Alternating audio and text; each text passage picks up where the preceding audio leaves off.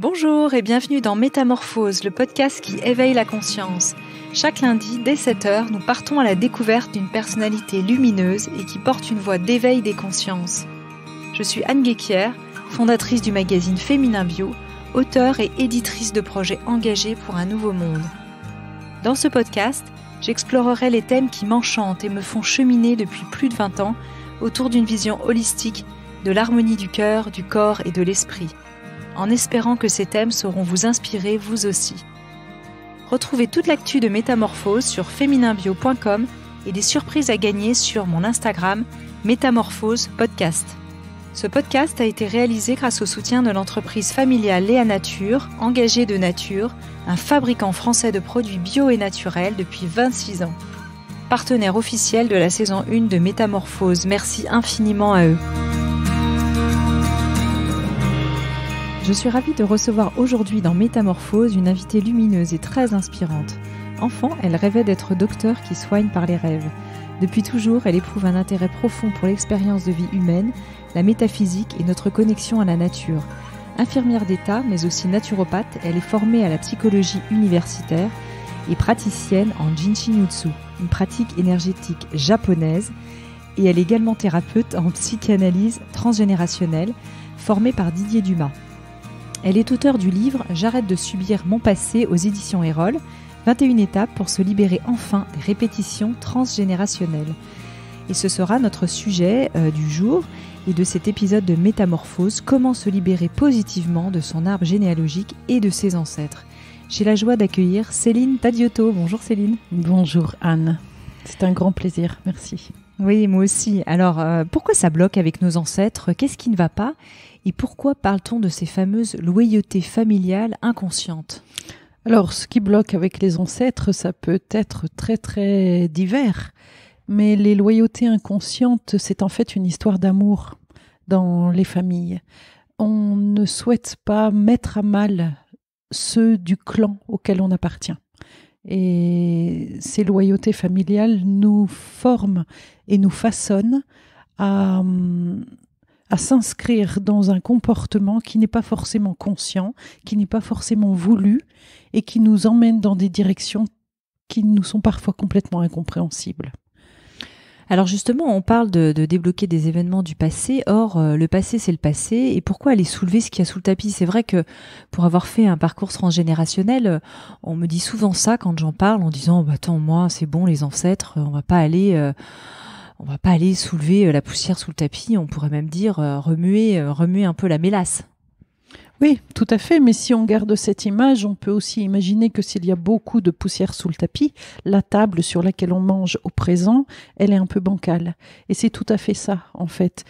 Il ne s'agit pas de se tourner vers le passé sous prétexte que c'est beaucoup plus intéressant que le présent, mais bien, au contraire, d'avoir à cœur de vivre un présent clean, clair, nettoyé.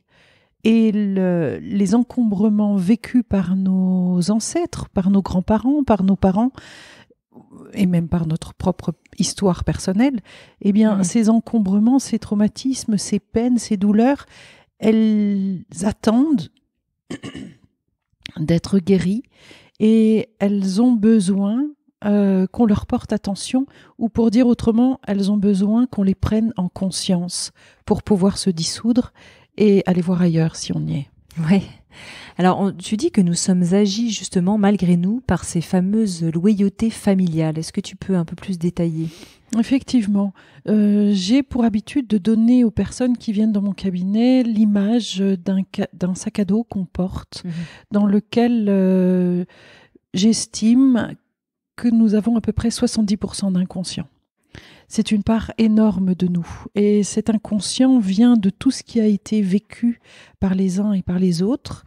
Et tout comme, c'est une image que je donne dans mon livre « J'arrête de subir mon passé », tout comme une rivière qui aura subi un éboulis au cœur de la montagne, eh bien en aval, dans la vallée, on va voir l'eau un peu plus bourbeuse, on va voir passer des arbres, etc. Dans nos vies, c'est la même chose. Effectivement, on peut s'occuper que de vivre et de rire dans la vallée. Mais lorsque la rivière émotionnelle qui nous traverse est affectée par des éboulis du passé, des choses qui ont été vécues dans la montagne de nos ancêtres, eh bien, ça a un impact, y compris sur la façon dont on cultive sa vie. Si je continue à garder la même image, dans la façon dont on va s'abreuver à la source de vie qui est la nôtre aujourd'hui, au présent. On est en fait le résultat, en tout cas concernant notre personnalité, on est le résultat de l'histoire familiale, du creuset des personnes au milieu desquelles on a été éduqué. Ouais, ça c'est effectivement, c'est très fort. Et comment ça nous permet de guérir, de grandir et pas simplement justement de remuer les problèmes du passé? Il faut quand même aussi du courage pour aller chercher dans cette histoire familiale. Oui, alors je pense que ça va être aussi quand même une question de tempérament. Mais ça peut être du courage, mais ça peut être aussi passionnant. La passion peut l'emporter sur le courage. En fait, c'est très positif dans le sens où d'apporter de la guérison dans quelque chose qui nous affectait et dont nous ne nous rendions même pas compte est véritablement libérateur. C'est dans ce sens-là. Oui, bien sûr. Alors, comment ça se passe concrètement, un travail en transgénérationnel? Donc, les gens qui arrivent dans ton cabinet, comment ça se passe? Comment on commence? Combien faut-il de séances pour avoir une vision un peu plus précise? Alors, les personnes en général viennent en n'ayant aucune idée de ce qui les attend. Donc, c'est un travail qui peut prendre plus ou moins de temps, parfois jusqu'à 2 ans. D'accord. C'est un travail d'enquête personnelle sur qu'est-ce que je vis moi par rapport à tel et tel sujet. Certaines personnes n'ont aucune information concernant leur famille, d'autres ont la chance d'avoir beaucoup d'informations. Mais en général, plus la famille va mal et moins il est facile d'avoir de l'information. Auquel cas, on va s'appuyer énormément sur les papiers administratifs, tout simplement, les dates de naissance, de conception, de décès, de mariage des individus, et puis sur les mythes familiaux, les histoires qui auront été racontées depuis qu'on est tout petit. On va faire un travail de collecte de fonds de notre mémoire personnelle, et puis auprès de ceux qui veulent bien parler. Oui.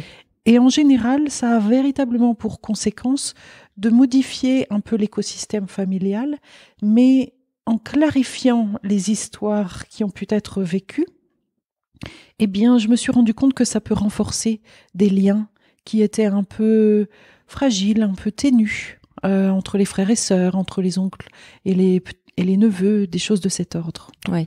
Alors, tu pars aussi d'une date qui est la date de conception. Il y a la date de naissance et la date de conception. Est-ce que tu peux un petit peu en parler dans ce travail?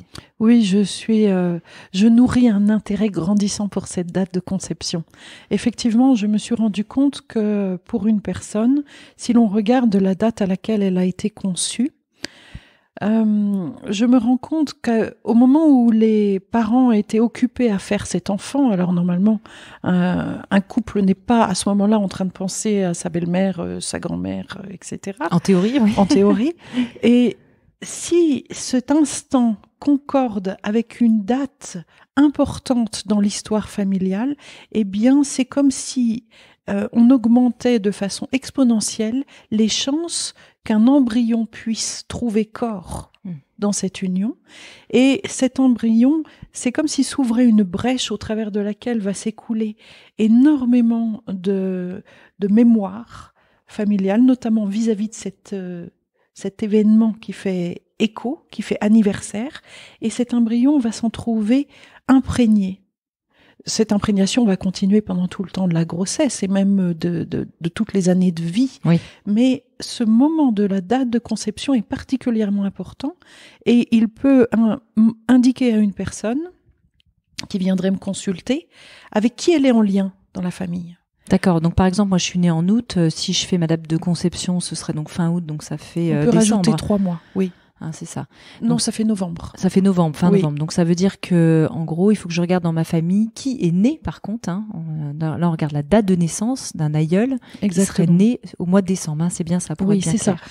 Qui va être né au mois de novembre. Novembre. Oh, je suis enragée sur ce mois de décembre. Peut-être que tu es né un peu en avance, et ce serait intéressant d'aller voir Ouais, ça. Mais en fait, oui, on va regarder qui est né sur notre date de conception, dans nos parents, dans nos grands-parents, et peut-être dans les grands-parents de nos parents. Et 80 fois sur 100, C'est magique, ça tombe pile poil. On trouve la personne en question. Et puis, il reste 20% un peu plus flou, mais tout aussi intéressant, auquel cas il peut s'agir d'un oncle, d'une tante, d'un grand-oncle ou d'une grande-tante. Mais aussi, si on ne trouve rien, alors on va aller regarder quelles sont les personnes qui sont nées à la même date que nous. D'accord. Parce que ces personnes ont également cette même date de conception, qui vient nous parler de ce qui se tramait dans l'inconscient des parents qui ont conçu également cet enfant. Alors on remonte comme ça le fil et on trouve l'histoire originelle qui nous impacte en premier dans la place que l'on a au sein de cette famille. Ouais, c'est passionnant. Effectivement, ce travail d'enquête est fascinant. Il demande à la fois du courage, mais aussi un grand amour de la connaissance de soi, et c'est un travail passionnant. Est-ce que dans les gens qui viennent te voir, quels sont les cas que tu rencontres le plus? Quels sont les traumas qui se passent d'arbre en arbre et de famille en famille? Comment ça fonctionne? Est-ce qu'il y a des cas plus saillants que d'autres que tu vois arriver? Oui, alors là, on aborde du coup le côté un peu pas très rigolo, un peu triste des traumas qu'ont pu vivre nos ancêtres. Une énorme proportion des personnes qui viennent me visiter sont impactées par l'inceste et le viol, que ce soit d'hommes ou de femmes, d'accord. Tout ce qui va parler et toucher le non-respect au corps d'un individu. Vont découler de ça aussi les histoires de meurtre. Et puis les décès prématurés principalement, les décès d'enfants. Ça va être la deuxième grande vague des personnes qui viennent me consulter, c'est-à-dire par exemple des jeunes femmes qui n'arrivent pas à concevoir d'enfants, des couples, parce que ce ne sont pas que les jeunes femmes qui conçoivent, c'est le couple en entier, mais ils font des fives, etc. Et puis ça ne prend pas, comme on dit. Et là, on se rend compte, après quelques recherches, que par exemple la grand-mère ou l'arrière-grand-mère a perdu son premier enfant, le plus souvent au cours d'un événement de guerre, d'accord. Et puis ces femmes-là, c'est également quelque chose dont je parle dans le livre, ces aïeuls n'auront pas pu pleurer leur enfant parce que la période était dramatique et qu'il y avait pire, soi-disant, autour d'elles, que leur mari allait leur en faire un autre en rentrant. Des choses qui banalisent un peu d'une certaine façon. Mais la banalisation ou bien le fait de minimiser empêche de s'autoriser à exprimer sa douleur. Quelques générations plus tard, cette jeune femme va inconsciemment ne pas oser mettre au monde un premier enfant parce que les premiers enfants, ça meurt. Ce sera ça qu'elle aura reçu comme information. Le premier-né est mort. Le premier-né est mort. Elle aura intégré cette information complètement inconsciemment et elle n'osera pas mettre au monde un premier enfant pour ne pas que ça se répète. Très souvent, on voit qu'une adoption d'un premier enfant va autoriser le corps de la mère à procréer. Oui, c'est très fréquent. Oui, c'est très fréquent. Et souvent, on trouve cette histoire-là lorsqu'on remonte quelques étages. Alors, tu parlais effectivement d'abus. C'est pas facile de savoir finalement si dans l'arbre il y a eu des abus. Comment est-ce qu'on peut enquêter typiquement là-dessus? Parce que déjà, on peut soi-même, si on a subi un abus, ne pas avoir le souvenir conscient. Et puis, s'il s'agit par exemple, de sa grand-mère, elle peut être décédée et donc on n'a pas forcément l'information. En effet, alors le mythe familial est quand même intéressant à écouter. Si ce sont des abus au sein de la famille, on va parler de l'oncle qui avait les mains baladeuses, du grand-père qui aimait bien les petits-enfants. Alors, qui aimait bien les petits-enfants, on entend beaucoup de grivoiserie lorsque ce genre de réflexions sont faites dans les repas de famille, par exemple. Donc ça nous donne des indications. Il va aussi y avoir à observer le propre épanouissement sexuel de la personne qui vient consulter. Comment est-ce que ça se joue pour elle? Comment est-ce qu'on lui a parlé de sexualité dans la famille? Quel était le respect fait à son corps? Tout simplement, est-ce qu'elle avait le droit de s'enfermer dans la salle de bain ou non? J'ai beaucoup d'adolescents qui n'ont pas eu le droit de s'enfermer dans la salle de bain. La porte devait rester ouverte, ou bien ils n'avaient pas le droit d'être seuls avec leur corps, les notions de masturbation, ces choses-là. La notion d'inceste, il faut voir aussi la culture dans laquelle la personne est née. Je me suis rendu compte qu'entre la France et la Suisse, il y a de très grandes différences. Il y a énormément d'inceste en Suisse. du fait de la ruralité, du fait que les enfants étaient protégés par le service de protection de la jeunesse et envoyés dans des familles, soi-disant pour qu'ils reçoivent une meilleure moralité, et puis tout ce dont on entend parler actuellement avec l'Église. Oui, bien sûr. En ce moment, il y a quand même un grand nettoyage global au niveau de la pédophilie. Voilà, la pédophilie, c'est de l'inceste. Hein. Alors, lorsque c'est fait dans la famille, et puis à l'extérieur de la famille, on parle uniquement de pédophilie. Oui. Mais il y a un tabou qui est tout doucement en train de se lever par rapport à ça, mais il y a encore beaucoup de travail à faire. Toi, tu as le sentiment que parce que tu reçois effectivement pas mal de gens en cabinet qui ont subi l'inceste, c'est représentatif de la société, ou ils arrivent dans ton cabinet justement parce qu'ils ont un trauma et donc tu vois en particulier ceux-là? Je me suis effectivement posé la question. J'ouvrirai ta question dans le sens non seulement les personnes qui ont subi l'inceste, mais qui ont été abusées, comme tu le disais tout à l'heure. Hein. Au sens plus large. Voilà. Bien sûr. Je pense qu'en fait, notre société est très malade depuis le 19e siècle, depuis un côté beaucoup plus prude posé sur la sexualité, où les relations familiales étaient stigmatisées, le rapport au corps, le rapport au désir, le rapport au plaisir. S'ajoute à ça la chape d'un certain fondamentalisme, quelle que soit la religion, qui empêche également de vivre sainement l'épanouissement d'un individu. Donc, je ne saurais pas véritablement dire si c'est un phénomène de société qui s'accroît actuellement ou si c'est presque le lot de chacun. Je dirais que 80% des personnes qui viennent me consulter sont touchées par ce sujet. Par l'abus. Par l'abus, mais aussi, par l'abus, l'inceste, le viol, toutes ces choses-là. Oui. Au sens large, en tout cas. Le non-respect du corps. Le non-respect du corps, effectivement. Alors, quels sont les bienfaits quand on fait une thérapie en transgénérationnel? Comment vois-tu les gens évoluer par rapport à cette thérapie? Est-ce que cette mise en lumière, simplement, de l'information, quand on arrive à la retrouver, ou en tout cas à la présupposer quand on n'a pas l'information de manière totalement objective, et pour pouvoir ensuite vraiment la transmuter, c'est-à-dire passer à l'étape d'après? Oui, c'est vraiment le but, en fait. Hein. C'est pas seulement, effectivement, de soulever le tapis pour enlever la poussière. Mais la mise en lumière est très importante. Eh bien, on va faire ça en prenant conscience des choses. La conscience est quelque chose de phénoménal en termes d'effet de guérison sur un individu. Parfois, effectivement, de prendre connaissance d'une situation, de la prendre en conscience peut déjà être extrêmement guérissant. Pour des situations que l'on présuppose, pour les hypothèses que l'on peut poser, on peut également amener de la guérison.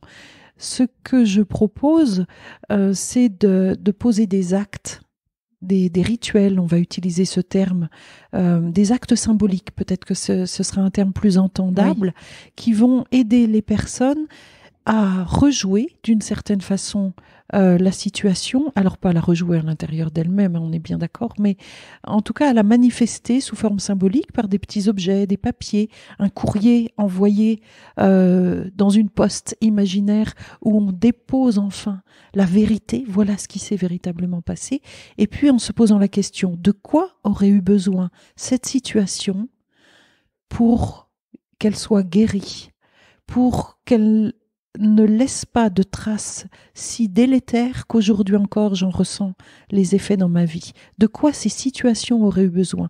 Que les casques bleus arrivent? Est-ce que telle personne qui a eu faim aurait eu besoin de plus de nourriture, d'attention? Les enfants auraient eu besoin qu'on prenne soin d'eux? Les parents auraient eu besoin peut-être de plus d'éducation, la loi aurait eu besoin d'être rappelée, les addictions auraient eu besoin d'être accompagnées. Toutes ces choses-là, on va les amener de façon symbolique à intégrer, à imprégner l'arbre jusqu'à toucher l'individu. Et il peut s'agir parfois d'aller pratiquer l'enterrement d'un aïeul qu'on aimait beaucoup et auquel on n'a pas pu dire au revoir, ou d'un enfant décédé, d'aller dans une petite boîte de chaussures en y mettant des choses précieuses, d'aller faire cet enterrement qui va être guérissant dans le sens, ok, j'intègre vraiment que maintenant ça a eu lieu et j'ai pu dire merci, j'ai pu dire combien j'aimais. L'amour est pratiquement la solution de guérison pour moi finale et ultra nécessaire. Oui, ultime. Est-ce qu'on peut recréer des traumas, c'est-à-dire que ce grand-père qu'on mettait tous sur un piédestal, qui était un vrai mythe familial, qui était ce héros, ce grand résistant, quand on s'aperçoit qu'il était aussi l'abuseur, et je ne parle pas d'une situation personnelle en disant ça, je prends vraiment un exemple imaginaire, et que ce mythe familial tombe, il y a aussi de la douleur qui peut naître de ça. Alors évidemment, la vérité soulage, mais aussi elle peut blesser. Absolument. Mais c'est d'ailleurs la crainte de cette blessure qui entraîne les tabous et les non-dits. On va protéger des situations qui étaient vraiment condamnables parce qu'on aime la personne. La plupart du temps, c'est pas toujours le cas. C'est pas toujours pour cette raison plutôt. Mais oui, lorsque l'on met à jour une situation délétère, tout l'écosystème familial s'en trouve perturbé. Les êtres peuvent ou non en avoir conscience, d'accord ? Mais tout l'écosystème familial a besoin de se repositionner nouvellement. Et bien sûr, ça demande de faire des deuils d'idolâtrie, si je reprends l'exemple imaginaire que tu viens de donner. Complètement. Oui. Alors jusqu'où faut-il remonter dans son arbre ? Alors dans ton livre J'arrête de subir mon passé, paru aux éditions Erol, Céline Tadiotto, tu proposes aussi un arbre généalogique qu'on peut remplir. Jusqu'où est-ce qu'il faut remonter dans son arbre pour travailler ? Parce qu'évidemment, on n'a pas l'information. Alors on peut avoir un super arbre généalogique, mais pas avoir l'information de ce qui a été vécu par les personnes. Bien oui, entendu. Tout à fait. Alors on remonte ordinairement de 3 générations. On est la première personne, on est la première génération, d'accord ? Oui. La personne qui consulte est la première génération. On remonte ordinairement de 3 générations. Au mieux, ce serait de remonter à 5 générations, parce qu'auquel cas, on va aller observer les grands-parents de vos grands-parents, et on comprend véritablement comment se sont transmis les éducations, les morales, etc., propres à cette famille. Et il arrive dans des situations très délicates, très compliquées, et l'inceste peut en être une, qu'il nous faille remonter jusqu'en 7e génération. Mais je rassure tes auditeurs, c'est vraiment exceptionnel. C'est pas la norme, d'accord ? On remonte beaucoup plus souvent entre 3 et 5 générations. Il y a quelque chose d'important que je voudrais donner comme clé pour ceux qui veulent s'y mettre dès qu'ils vont nous entendre là, c'est qu'en général, il y a un grand sujet à trouver par famille, d'accord ? On appelle ça un fantôme en transgénérationnel, c'est-à-dire une situation qui vient se manifester mais qu'on ne connaît pas encore. Donc il y a un grand sujet principal et 3 secondaires, d'accord ? On a 4 lignées, celle de ma mère avec ma grand-mère maternelle et mon grand-père maternel, et puis celle de mon père avec mon grand-père paternel et ma grand-mère paternelle. Ça fait 4.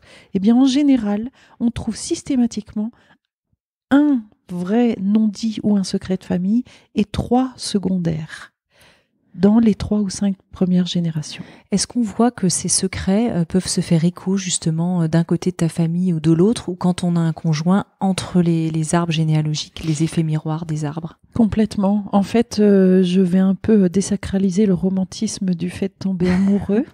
J'en suis navrée. Mais on rencontre un arbre, en fait.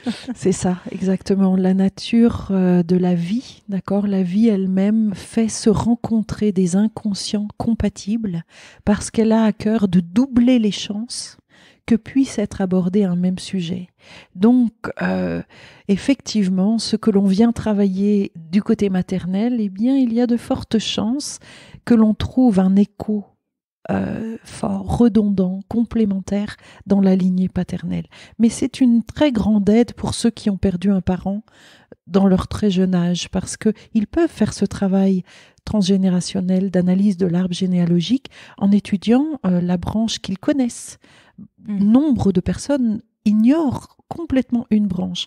Et je voudrais dire que pour les personnes adoptées, par exemple, eh bien c'est un peu la même chose. La vie, par hasard, alors on tisse beaucoup de le hasard n'existe pas, toutes ces choses-là, c'est un autre sujet, mais la vie va nous faire intégrer une famille d'adoption qui fait écho avec notre inconscient personnel. Ça, tu l'as vu en thérapie ? Oui, tout à fait. Ouais, Et c'est incroyable. très, très intéressant parce que les personnes qui ont la chance de retrouver ensuite leur famille d'origine vont se rendre compte combien la famille qui les a accueillis et éduqués faisait écho dans leur inconscient, principalement l'inconscient problématique, à la famille d'origine, à la famille biologique. Ouais, c'est fou, hein. Oui. C'est passionnant et en même temps, tout à l'heure, on parlait d'aller enquêter et justement, à quel moment faut-il aller poser des questions dans sa famille sans non plus aller déclencher soit une nouvelle guerre à l'intérieur de la famille, mais au contraire de manière apaisée parce que parfois on peut remuer des blessures. Quand est-ce qu'on sent que les personnes sont prêtes à parler ? Est-ce qu'elles sont prêtes à parler d'ailleurs dans les familles ? Je ne crois pas. Oui. Je ne suis pas sûre qu'il y ait de bons moments en dehors de celui que nous indique notre cœur. De sentir, bon là, elle est très préoccupée en ce moment, je ne vais pas aller embêter ma grand-mère avec ça en plus. Mais je ne crois pas qu'il y ait de bons moments et je ne crois pas que personne soit prêt à raconter parce que si c'était le cas, on ne serait pas dans la situation de devoir aller poser des questions. Oui. Mais cependant, j'assiste beaucoup plus positivement. Cela dit, peut-être que les personnes, excuse-moi, je te coupe, mais peut-être que certaines personnes ne se sentent pas autorisées en se disant ce secret est trop lourd et je ne veux pas le faire porter à mes enfants. C'est exactement ça. Ouais. Tu ne m'as pas coupé la parole, on pensait à la même chose. Pardon. En fait. C'est exactement ça. Certaines personnes, je les vois mais rayonner d'avoir enfin pu parler. Elle ne se sentait pas autorisée, effectivement, et le fait qu'un plus jeune vienne poser des questions enfin sur ce sujet, ça permet de pouvoir l'aborder une dernière fois, presque de s'en débarrasser comme d'une patate chaude. Oui. Quelque part, ça, oui, c'est une patate chaude, mais d'un autre côté, c'est tellement guérissant de enfin pouvoir amener la parole. Françoise Dolto a beaucoup insisté sur la valeur de la parole, la mise en parole qui est guérissante, qui aide à grandir, qui aide à croître, à s'individuer et à devenir un individu sain, une personne saine.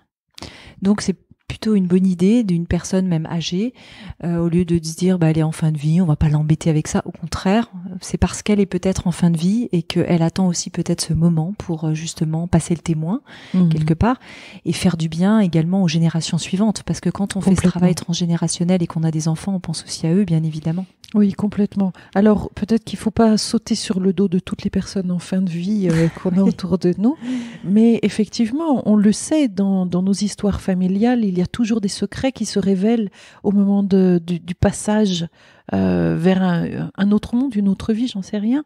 Mais oui, il est important d'aller permettre aux individus qui constituent notre clan familial de pouvoir enfin se libérer en entrant dans une parole guérisseuse et porteuse de sens.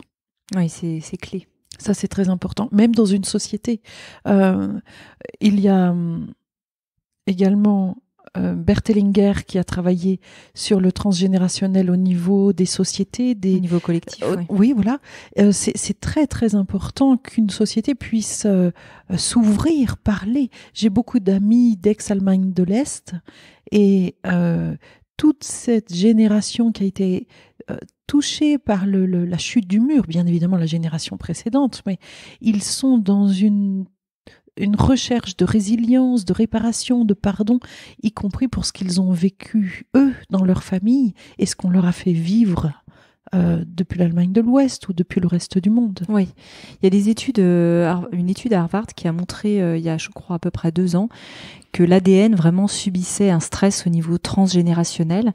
Et donc, les études montrent maintenant ça. Alors, évidemment, on pourrait s'en douter de manière intuitive, hein, quand on a un grand-père qui a subi l'Holocauste et une partie de sa famille qui a été décimée, comment ne pas subir ce stress. Mais là, ce qui est intéressant, c'est que vraiment on le voit au niveau même du cœur de l'ADN, c'est ça ? Complètement, c'est ça. C'est ce qu'on appelle l'épigénétique. Oui. Et on retrouve effectivement des traces génétiques de tout le vécu, s'il est fort, riche émotionnellement, d'un individu dans sa descendance. En fait, tout ce qui va demander de l'adaptabilité. Parce que vraiment, l'essence de mon travail, ce qui me tient à cœur profondément, qui ne se voit pas forcément dans ma pratique, c'est l'amour inconditionnel. Et je peux dire qu'une personne qui a vécu l'Holocauste va entraîner, bien malgré elle, des répercussions épigénétiques dans sa descendance. Mais une personne qui se sera trouvée enrôlée dans le nazisme va également subir un stress énorme, va devoir s'adapter énormément à une situation très critique et va entraîner également dans ses descendants des traces, va laisser des traces épigénétiques dans ses descendants. Oui, donc tous les cas de figure ont besoin de guérison. Et porte une culpabilité complètement. Par exemple, une culpabilité, un dégoût de soi-même. C'est malheureusement très intéressant de voir aussi ce qui est du côté des meurtriers. D'accord, très intéressant, pas dans le sens jubilatoire, mais il y a de la guérison à faire de toutes parts. Oui, absolument. Aujourd'hui, est-ce que la psychanalyse transgénérationnelle est une discipline reconnue en France ? Il y a l'école fondée par Didier Dumas, mais aussi il y a Jodorowsky qui a beaucoup écrit et donné des conférences sur le sujet, et puis Anne Ancelin qui est décédée il y a pas si longtemps que ça. Oui, il y a aussi Généapsy, qui est une école très intéressante. Moi, j'ai été formée par le Jardin d'idées, l'école de Didier Dumas, qui se poursuit aujourd'hui avec Bruno Clavier et Daniel Flomenbaum. Mais effectivement, on a... donc, d'une part, je réponds pour commencer à ta question. Oui, la psychanalyse transgénérationnelle est reconnue, peut-être pas de façon universitaire, mais est reconnue en France comme une discipline à part entière. Et puis, il y a aussi des courants aux États-Unis. C'est quelque chose qui n'est pas spécifiquement français, même si la psychanalyse marche très très fort en France, probablement parce qu'on est des êtres passionnés. Mais je me rappelle plus de la suite de la question. Non, en fait, ma question c'était ça. Est-ce que c'est enseigné ? Est-ce que c'est une discipline qui est reconnue maintenant Oui, pardonne-moi. Effectivement, c'est enseigné. Il y a énormément de littérature dessus. Il y a maintenant des cours en ligne que l'on trouve régulièrement. Les personnes peuvent intégrer des instituts pour se former ou tout simplement pour venir travailler sur elles. Les personnes qui enseignent et qui forment à cette discipline sont également des personnes qui le pratiquent en cabinet à titre individuel. Oui. Alors, dans ton livre, qui est aussi un pas à pas pour commencer à faire cette thérapie en 21 étapes, alors évidemment, ça remplace pas la relation avec un thérapeute, mais c'est déjà poser des bases avec ce livre où on peut beaucoup débroussailler, je trouve.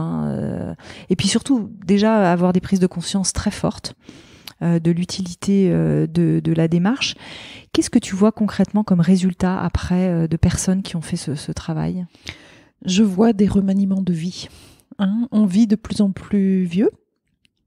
Lorsque l'espérance de vie était de 35 ans, on avait un seul métier.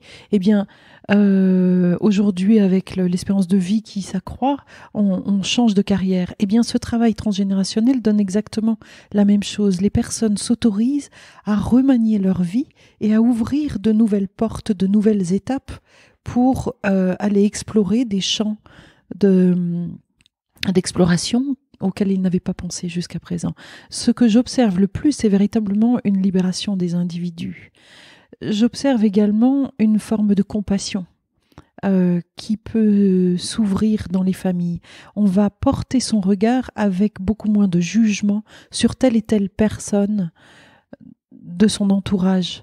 Ce travail transgénérationnel permet de replacer l'individu dans l'histoire qui a été la sienne et non pas de le mettre spontanément coupable, responsable de tel ou tel manquement à la règle du consensus moral. Oui, on ne vient pas juger les personnes de notre âge. Beaucoup moins, en tout cas. Oui. Beaucoup moins. On vient vraiment faire ce travail de mise en lumière et de réparation. Oui. Est-ce qu'on a intérêt à faire ce travail en couple, en famille ? C'est systémique ? Moi, je le conseille, effectivement. Certaines personnes ayant été abusées dans leur famille ou ayant vécu des choses très difficiles de l'ordre de la négligence, peut-être est-il préférable de le faire seul. Parce que c'est un véritable travail de réparation personnelle qui est en jeu. Mais lorsqu'il s'agit de venir travailler sur ce travail d'enquête, d'éclaircissement, qu'est-ce qui s'est vécu dans notre famille ? A-t-on, nous, un problème dans notre famille alors qu'on a l'impression que tout va bien ? Vraiment, c'est quelque chose que je conseille que de le faire en groupe, en couple, en famille, y compris avec les enfants ou bien avec les parents. Et j'ai eu à suivre des familles admirables qui ont poussé assez loin la mise à nu de chacun pour nettoyer et mettre en lumière l'espace familial qui était le leur. Oui, moi c'est vrai que j'ai eu la chance de pouvoir faire un travail familial. Oui. Il faut que tout le monde soit prêt à s'engager. Et c'est vrai que dans toutes les familles, que ce soit les frères, les sœurs, les parents, voire même les belles-sœurs, les beaux-frères, tout le monde n'est pas prêt à faire ce pas, ou parfois il y a une partie qui est prête et pas l'autre. Et ben, il faut aussi le respecter et cheminer avec ça. Oui, ça peut être aussi une indication qu'il y a là de la douleur qui pour l'instant n'est pas prête à se mettre en lumière, effectivement. Oui, c'est très fort. Oui. Oui, quand tu parlais tout à l'heure, il y avait une question qui me venait où tu disais un travail personnel quand on a eu des parents ou subi de la négligence. Qu'est-ce que c'est exactement? Comment est-ce qu'on peut se ressentir dans ce cas-là? J'aimerais bien juste un petit éclairage là-dessus. Ce que j'appelle la négligence familiale, ça va être... c'est tout ce qui touche au fait de ne pas s'être senti respecté lorsque l'on était enfant, d'avoir eu besoin d'attention, d'avoir eu besoin d'encouragement, de ne pas en avoir reçu. La négligence, c'est une forme d'indifférence qui s'inscrit dans l'éducation donnée aux enfants. Le fait d'abandonner ses responsabilités en tant que parent et de se dire que moi je m'en suis bien sorti, il s'en sortira. Donc, vaille que vaille. Un enfant qui reçoit peu de cadre, qui reçoit peu d'attention, qui reçoit peu d'amour, est un enfant qui va se vivre comme ayant vécu, est un futur adulte qui va se vivre comme ayant souffert de négligence. Oui. On touche à la fin de ce podcast passionnant, Céline Tadiotto. Oui, déjà. Et j'ai encore 2 questions. La première, c'est qu'est-ce qui t'a permis de vivre, toi, ta métamorphose et de faire ce travail en transgénérationnel, d'aller dans cette direction? La base pour moi, ça a été le sentiment d'être dans une famille dysfonctionnelle. Je ne l'ai pas tout de suite identifiée comme telle.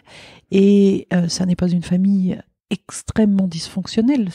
Au final, je reconnais que c'est une famille dans la norme. Oui.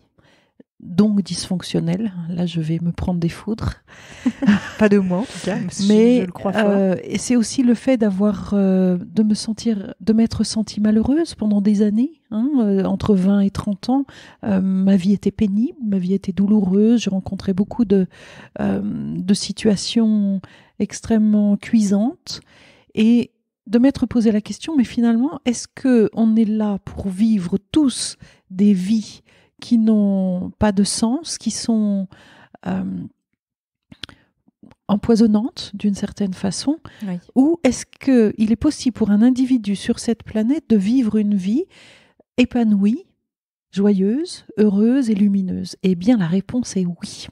Voilà ce que ça m'a apporté que d'avoir fait ce travail, de m'être formée à la psychanalyse transgénérationnelle. Et c'est un vrai régal pour moi de pouvoir retransmettre ça jour après jour et d'accompagner les personnes à embellir, enluminer, au sens propre du terme, leur vie.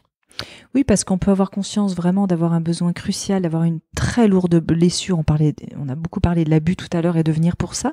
On peut aussi avoir des blessures et dans toute famille, celui qui dit qu'il se passe rien dans ma famille, j'ai peine à le croire, effectivement.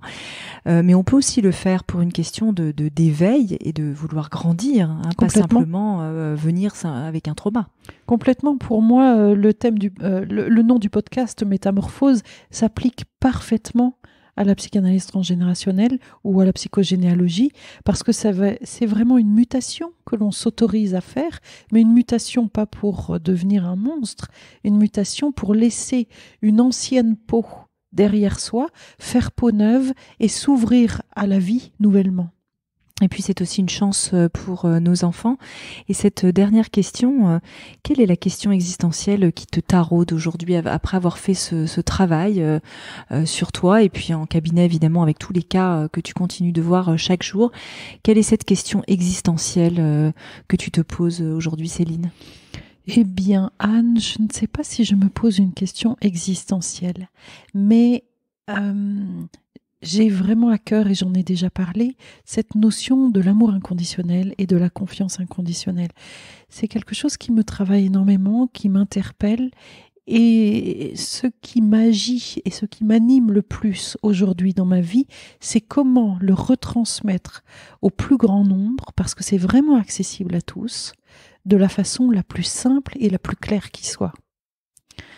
Donc, c'est un travail existentiel intérieur dans lequel je suis. Si ça peut répondre à ta question. C'est parfait, c'est une très belle conclusion et je précise que tu es aussi très inspirée par ce guide spirituel et thérapeute américain Michael Rhodes qui parle beaucoup de l'amour inconditionnel. Oui, et puis du dialogue avec la nature, mais beaucoup d'autres aussi. En fait, il y a de magnifiques figures vivantes ou passées qui traitent de ces sujets, peut-être pas avec ces termes-là exactement, mais en effet. Merci infiniment Céline Tadiotto. Avec grand plaisir. Pour cette interview Lumière en notre compagnie. Je suis sûre que nos auditrices et nos auditeurs auront apprécié de mieux comprendre les secrets de l'arbre généalogique afin de trouver enfin la liberté d'être soi. Merci Céline. Parfait. Merci Anne.